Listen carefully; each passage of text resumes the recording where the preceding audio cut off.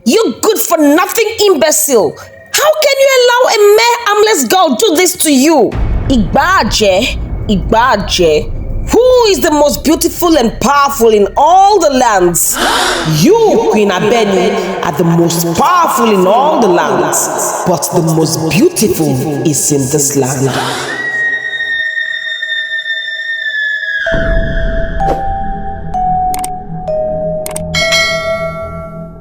A long time ago, in the ancient Yoruba kingdom of Irile, there ruled a queen so beautiful. Her beauty was spoken of from the great river Odo-Osun to the towering hills of Idanre. Her name was Queen Abeni, and her skin glowed like polished bronze under the sun. Her eyes were as sharp as the claws of a leopard, and her smile could melt even the hardest of hearts. But Queen Abeni's heart was cold. Abeni was not just beautiful, she was powerful. She had inherited her mother's enchanted mirror, Igbaje, a mystical artifact said to hold the spirits of ancient sorcerers. Every morning, she will stand before the mirror and ask, Igbaje, who is the most powerful in all of Irinwo-Ile? And the mirror will always reply, it is you, Queen Abeni, the most powerful and the most beautiful in all the lands.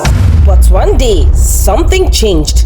As Queen Abeni stood before Igbaje, her royal beads clinking softly against her waist, she asked her usual question. But this time, the mirror's voice was different, softer, almost hesitant. You, Queen Abeni, are powerful, but the most beautiful now blooms in the heart of the Oro kingdom. Her name is Omomi, the only daughter of King Adisa. Queen Abeni's heart skipped a beat. Omomi? She had never heard that name before. Who was this girl who dared to challenge her beauty and power? Queen Abeni's power was tied to her beauty. The ancient spell placed on her ensured that so long as she remained the most beautiful in all the lands, her power would never fade. Fury burned in Abeni's eyes. She gripped the edges of the mirror, her long nails scraping against the enchanted glass. Who is this Omomi? Show me her face, she commanded. The mirror shimmered and slowly the image of a young girl appeared. Omomi was radiant, with skin the color of rich earth and eyes that sparkled like the stars above. But it wasn't just her beauty that threatened Abeni. It was the glow of her se, the spiritual power that surrounded her. Omomi was blessed by the Orisha themselves. When Abeni's jealousy turned to hatred, she knew she had to destroy this girl before her beauty and power surpassed her own. If Omomi became the most beautiful, Abeni's power would vanish like smoke in the wind. That night, sleep eluded Queen Abeni. She tossed and turned in her grand bed, the moonlight casting shadows on the walls of her room. The words of the mirror echoed in her mind. By morning, Abeni had made up her mind. She called for the most trusted servant, an old woman named Iyakekere, who was known for her dark knowledge of the forbidden forests, Igboro. Iyakekere, Abeni whispered, her voice sharp like a knife. I need a charm, a powerful one. I must get rid of a girl named Omomi. Iyakekere's eyes widened. My queen, Omomi has a pure heart. What has she done? Queen Abeni frowned. If you don't give me that charm, I will kill you. In fear, Iyakekere replied, the only way to truly get rid of her is to eat her heart. That way, you will not only remain the most beautiful, but also become immortal and the most powerful in all the lands. Queen Abeni's eyes gleamed with dark excitement. Then, give me a charm to achieve this. Iyakekere nodded slowly and disappeared into the shadows of the palace. When she returned, she held a small kola nut and a fragile egg in her wrinkled hands. Take this, Iyakekere whispered. Chew the kola nut and then break the egg in the middle of Igboro. That way, you will mysteriously find yourself in the land of Oro. Queen Abeni took the items, her heart racing with anticipation. And once I am there, you will find Omomi, Iyakekere replied. But be warned, my queen, the path will be dangerous. The Orisha will sense your presence. Abeni smirked. Let them try to stop me. That night, under the cover of darkness, Queen Abeni wrapped herself in a black cloak and slipped into the forbidden forest. The trees whispered secrets as she walked deeper into Igboro, their twisted branches clawing at the night sky. When she reached the heart of the forest, Abeni stood still. She pulled the kola nut from her pouch and chewed it slowly, feeling the bitter taste spread across her tongue. Then, with steady hands, she took the egg and smashed it against the ground. The earth trembled beneath her feet, and a thick black mist rose from the ground, swallowing her whole. King Adisa of Oro Kingdom was a very handsome man, known far and wide for his strength and wisdom. He had been deeply in love with his wife, Queen Morenike, whose beauty and kindness matched his own noble heart. But after the birth of their daughter Omomi, tragedy struck. Queen Morenike passed away, leaving the king heartbroken and alone. Since then, King Adisa had shut his heart to all other women. He gave his all to his daughter Omomi, raising her with love and care. She was his world, the light in his darkened heart. Omomi grew into a radiant young girl, now 14 years old, so beautiful that even the birds would stop singing just to admire her whenever she passed by. One day, King Adisa decided to go hunting in the deep forest, seeking some distraction from his thoughts. His loyal guards followed closely behind as they moved quietly through the trees. Suddenly, he spotted an antelope standing between the trees. Without hesitation, he aimed his bow and fired. But instead of hearing the thud of the fallen antelope, he heard a sharp, piercing woman's cry echo through the forest. Startled, the king and his guards rushed toward the sound. To their shock and surprise, they found a beautiful woman lying on the ground, clutching her side where the arrow had struck. She was crying softly, her face twisted in pain. But even through her tears, her beauty was undeniable. King Adisa felt a pang of guilt, and quickly he ordered his men, "Carry her gently. We must take her to the palace and tend to her wounds." The woman was none other than Queen Abeni. Disguised and wounded, but her plan was unfolding perfectly. At the palace, the royal healers worked tirelessly to treat her wound. Days passed, and as Queen Abeni healed, King Adisa found himself drawn to her. Her beauty was enchanting, and her soft, mysterious words stirred feelings in his heart that he had long buried. Despite his vows to never love again, the king could not deny the growing connection. Slowly, he started developing feelings for Abeni, unaware of the dark intentions hidden behind her beautiful smile. And as Abeni gained the king's trust, she moved one step closer to her ultimate goal, Omomi's heart. In less than a month's cycle, King Adisa's feelings for Abeni grew so strong that he asked her to be his wife. The kingdom celebrated the royal wedding with a grand feast, music and dance. The people of Oro believed their king had finally found happiness again. On the night after their wedding, King Adisa was overjoyed. He couldn't take his eyes off his beautiful new wife. In his excitement, he showered Abeni with affection, his heart light and free for the first time in years. As they prepared for their wedding night, Abeni smiled sweetly and handed him a cup of wine. "My king," she whispered, "this wine will make you strong and last long in bed." King Adisa, eager and unsuspecting, drank the wine without hesitation. But as he leaned in to kiss his new bride, his expression suddenly changed. His eyes widened in shock, and he clutched his chest. He could no longer breathe. Gasping for air, he stumbled backward, his face contorted in pain. In moments, the mighty King Adisa collapsed to the floor, lifeless. Queen Abeni stood over his body, her face cold and expressionless. She had finally removed the last obstacle in her path. Outside the palace walls, Abeni's army, led by her ruthless brother Shegun, had been waiting for her signal. As soon as the king's death was confirmed, Abeni sent a secret message. In the dead of the night, Shegun and his warriors stormed the gates of Oro. The peaceful kingdom of Oro was caught off guard.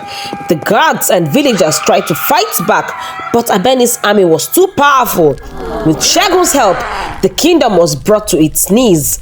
Fires raged, and the cries of the people filled the night air. During the chaos, young Amaomi tried to escape the palace. She ran through secret corridors, her heart pounding with fear, but Abeni had anticipated this. Amaomi was captured by Abeni's soldiers and dragged to the palace dungeon. She was locked in a dark, cold cell, awaiting the queen's orders. The kingdom of Oro fell, and Queen Abeni became the new ruler. At the break of dawn, the once thriving kingdom of Oro was in ruins. The air was thick with smoke, and the streets were filled with the cries of villagers. Their houses were burnt to the ground, loved ones were lost in the chaos, and even the remaining plants in the kingdom withered, as if sensing the reign of evil. Feeling powerful, Queen Abeni stood before her enchanted mirror, Igbaje. She smoothed her flawless skin and asked with a wicked smile, Igbaje, Igbaje, who is the most beautiful and powerful in all the lands? The mirror shimmered, its voice cold and steady. You, Queen Abeni, are the most powerful in all the lands, but the most beautiful is in this kingdom. Queen Abeni's smile vanished, replaced by a furious scowl. How can I be the most powerful and not the most beautiful? She screamed at the mirror. The mirror's voice remained calm.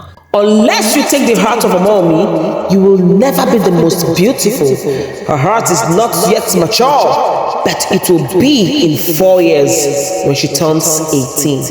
Queen Abeni's rage echoed through the palace halls. She smashed a nearby vase, her screams shaking the walls. The thought of waiting 4 more years filled her with fury. But she had no choice. With a bitter heart, she stormed away from the mirror, her mind already plotting how to keep Amaomi imprisoned until the right time. For now, she would have to wait, but her evil plan was far from over. Queen Abeni's rule over the kingdom of Oro grew darker with each passing day. She governed with cruelty and iron fist. Her soldiers roamed the streets like wolves, punishing anyone who dared to speak against the queen. The people lived in constant fear, their spirits crushed beneath her oppressive rule. But Queen Abeni's thirst for beauty was insatiable. To maintain her flawless appearance, she began capturing the beautiful maidens of the kingdom. They were dragged from their homes, their cries echoing through the streets, and locked up in the palace dungeon. Once every 3 months, Queen Abeni would select one maiden from the dungeon. She would perform a dark ritual, invoking the spirits of ancient sorcerers. Then, with cold precision, she would rip out her heart and eat it hungrily, renewing her beauty with each sacrifice. The villagers soon realized what was happening. The young maidens, once proud of their beauty, now lived in fear. To protect themselves, they began disguising their appearances, rubbing dirt on their skin, wearing ragged clothes, and hiding their faces. They hoped to confuse the queen's guards and escape her deadly gaze.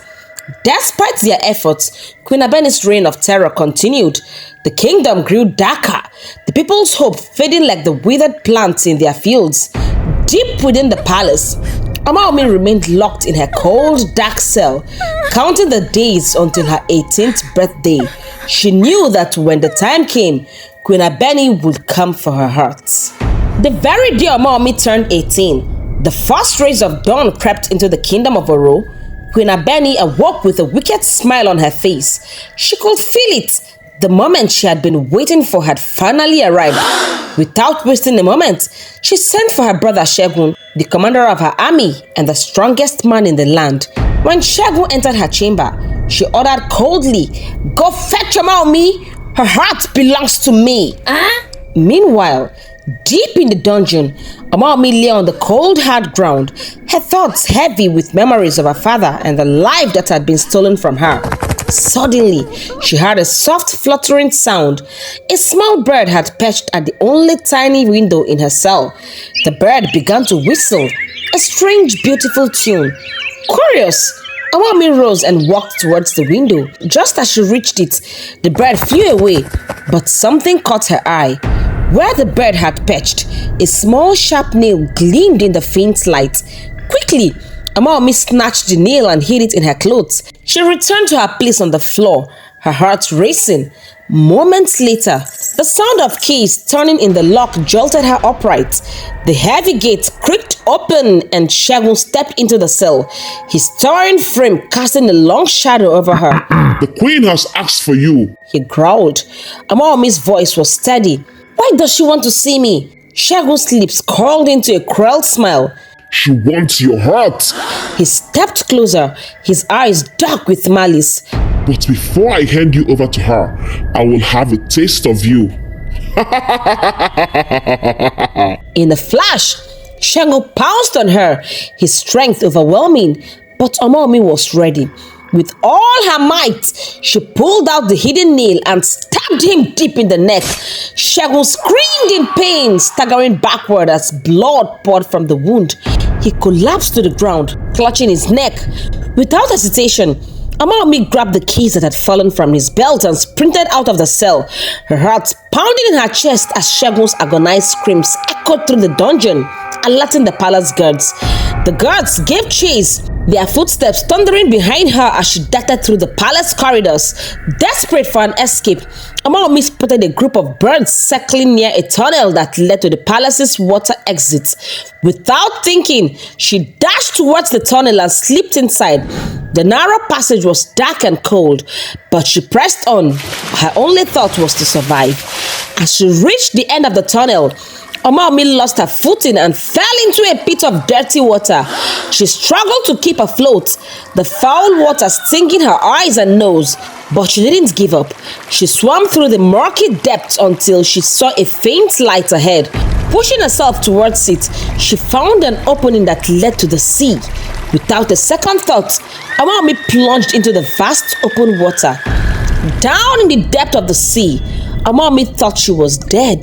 The cold depths wrapped around her like a shroud, but then something inside her stirred. A flicker of her father's voice, a memory of his strong arms guiding her through the waters of Oro, teaching her how to swim. Her eyes flew open. I must leave, she thought. Summoning all her strength, Amaomi kicked her legs and began to swim upward. The water fought against her, but she pressed on, her father's lessons echoing in her mind. Finally, her head broke the surface. She gasped for air, the salty wind filling her lungs. She looked around and saw the shoreline not far off. With heavy arms and legs, she swam towards it, each stroke fueled by the desperate will to survive. Back in the kingdom of Oro, the piercing sound of a horn echoed through the air. The alarm had been raised. A prisoner had escaped. Warriors mounted their horses, their faces grim as they charged towards the sea. Their orders clear: bring Amaomi back. In the palace, Segun stumbled into Queen Abeni's chambers, blood still dripping from his neck from where Amaomi had stabbed him. Before he could utter a word, Queen Abeni's hand lashed out, slapping him hard across the face.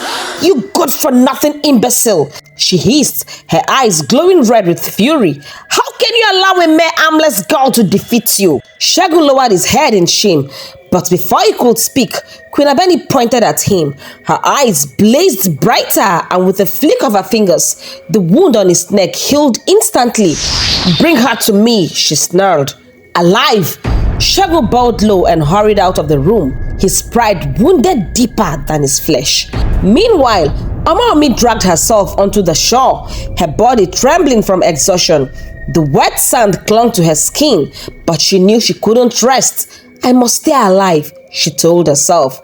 In the distance, she saw a dark forest looming before her, the forest of the dead. The villagers spoke of it in hushed tones, saying it was cursed, filled with the spirits of those who had never found peace. But Amaomi had no choice. Pushing herself to her feet, she stumbled forward, her legs weak but determined. She entered the forest, the shadows swallowing her whole as she disappeared into its depths. Behind her, the sound of hoofs thundered closer. The queen's guards were coming. As Amaomi ran deeper into the forest of the dead, fear gripped her heart. She had never been in such a place in her entire life. The air was thick and cold, and every sound seemed to echo off the twisted trees that loomed over her. Their claw-like branches stretched toward her, as if trying to snatch her from the ground. Strange glowing eyes locked in the shadows, watching her every move. Her breath came in ragged gasps, her legs trembling beneath her.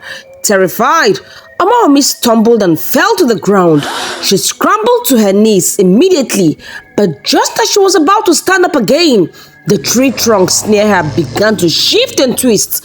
Before her horrified eyes, the trees transformed into enormous snakes, their scales glistening in the dim light. They hissed and slithered towards her, their forked tongues flicking the air.